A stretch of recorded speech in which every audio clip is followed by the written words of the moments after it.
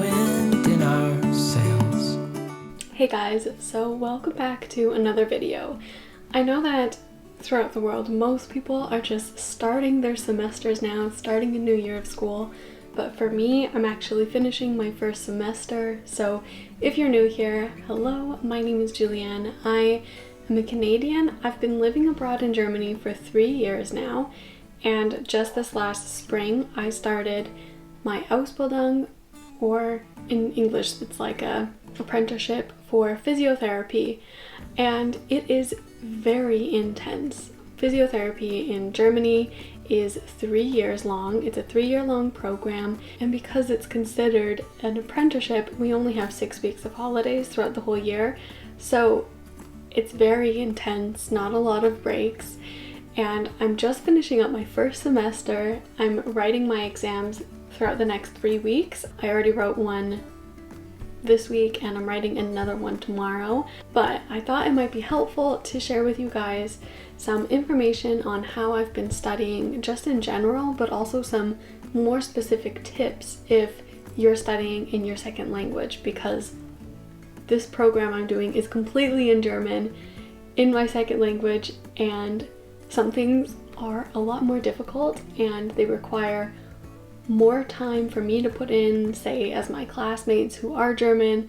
And I just want to help you guys out there if there's anybody who's wanting to study in their second language, give some motivation and give some really useful tips on how you can succeed in your program in your second language. So without further ado, let's begin. So the first tip that I have is to write, in German we call it a Zusammenfassungen, I think, or Zusammenfassen.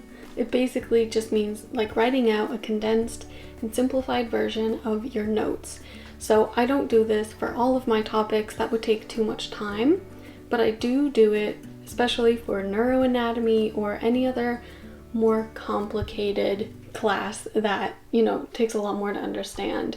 And especially because it's in my second language, I think that this is very important, because then I can go through the lectures slowly and really make sure that I understand everything. If I need to translate stuff, then I'll, do that. I'll translate, and then I'll try and write out like a shortened version or something that's a little easier for me to understand. Because the first thing you need to make sure you're doing is you need to make sure you are understanding what you need to be learning. I kind of learned this the hard way this year. So back when I did a midterm exam for neuroanatomy, I was like studying so much, but it's like I didn't even understand what I was trying to memorize. And that's when I thought, okay, I need to take a step back. I need to look at my notes again and really go through them slowly, making sure that I actually know what I'm learning before I start trying to memorize and study it. I also find it really interesting to, look up scientific ways that are proven to be beneficial for studying. And here's the thing. Writing out notes is proven to be not super effective for studying and for like memorizing and doing better on quizzes and stuff.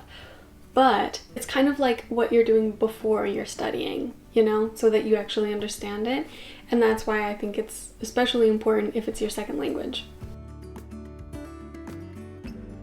The next thing you need to make sure you're doing is flashcards. So if you've been watching my videos before, you know that I love Anki for flashcards.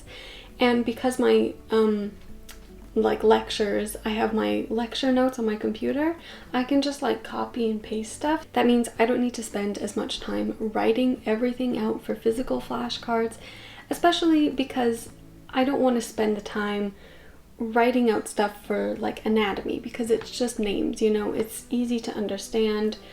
I don't need to work through it as slowly as neuroanatomy, so I can just quickly make a deck of flashcards with Anki and then start studying them, and there's less prep time before I can start studying. Another thing that I do really like about Anki is that you can rate the cards as you're going through them, so you can decide how difficult it was for you to answer it. If you really didn't know the answer at all, you can just repeat it, and then it gets cycled back through within a minute, or I think the next one is like 6 minutes, 10 minutes. You have to repeat the cards at least twice before you can move them to the next day. So that is one program that has really been helpful and something I use for flashcards. But of course, you can also buy flashcards from Amazon. I do have to say, if you're studying in English, I think there's a lot more materials. I've found it kind of difficult to find as many in German, but there are definitely some in German that you can find, or probably in other languages too. You just might need to do a little bit more digging. And also, flashcards are considered active recall for studying, and it's been really proven to improve your studying and actually be a really, not beneficial, but a very effective way at studying. The next studying method that I love, and that is also very effective for studying, is practice quizzes. So one thing I recently bought myself, kind of a treat, I got KenHub. It's a website. You do have to pay for your membership, and I ended up getting the lifetime one. I think we paid like 180 euros for it, which, yes, when you look at that, it's very expensive. But I've kind of compared that to like a textbook. You know, if I had to buy a medical textbook in Canada, it would be so expensive. Like, those cost so much money. And so I really did think that this was worth the money because it made studying a lot more enjoyable, kind of fun.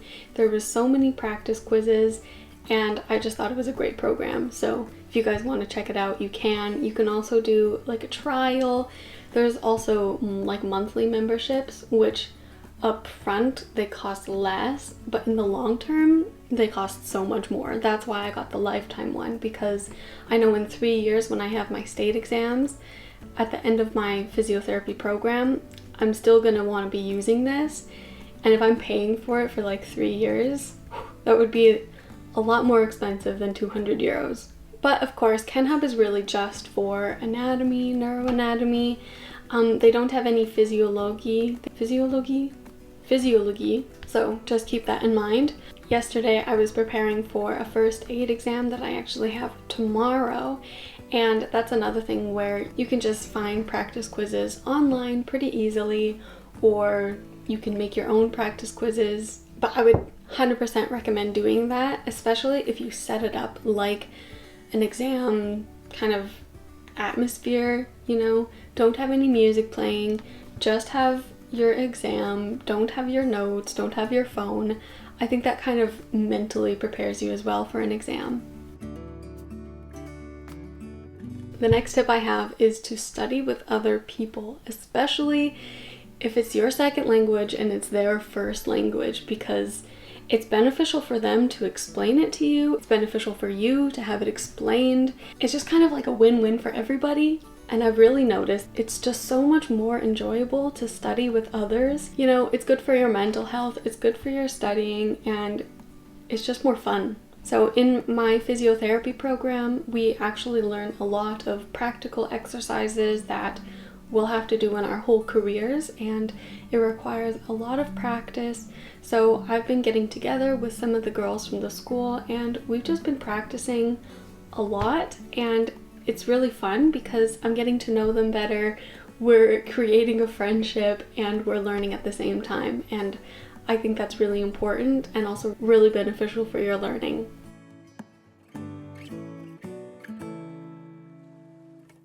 The next tip I have for you guys is to take breaks, because this is a marathon, it's not a sprint. We do not want to get burnt out. We are trying to avoid burnout at all costs. So typically exam season can last between a few weeks to a month. My exam season is lasting a month, and that's just the time where I'm actually having exams. But, you know, I've been studying for months leading up to this. And it's difficult, but you just kind of have to find the balance between studying enough and not studying too much. So if I'm planning like a solid study day where I want to get a lot done, I will make sure that every few hours I will take a solid break, and also within those few hours that I'm studying, I'm also taking breaks. If you do this more strictly, it's called the Pomodoro method, and that's where you're studying for 25 minutes, take a 5-minute break, repeat that 4 times, so then it's 2 hours, and then you take like a half hour or longer break. I would say most days I do that, but in a lot more relaxed way. And then during my breaks, I find it really important to move my body, to go out for a walk. Very important, because that also helps your studying when you come back for your walk. I will be tidying up my flat in that time, calling my family, you know, doing things that are like good for me, like self-care kind of things. But sometimes I'll just be on TikTok for half an hour, and that's okay too. It's all about balance. So those are my 5 study tips for all of you guys who are starting your fall-winter semesters, or for you guys ending your spring-summer semesters. If you're interested in my journey coming to Germany and learning the language, studying in my second language, then consider subscribing to my channel. Give this video a big thumbs up if you liked it. Leave down in the comments whatever study tips you guys have. I'm also looking for more study tips always, and I hope you guys have a great exam season, a great start to your semesters, and I'll see you guys in the next one. Bye!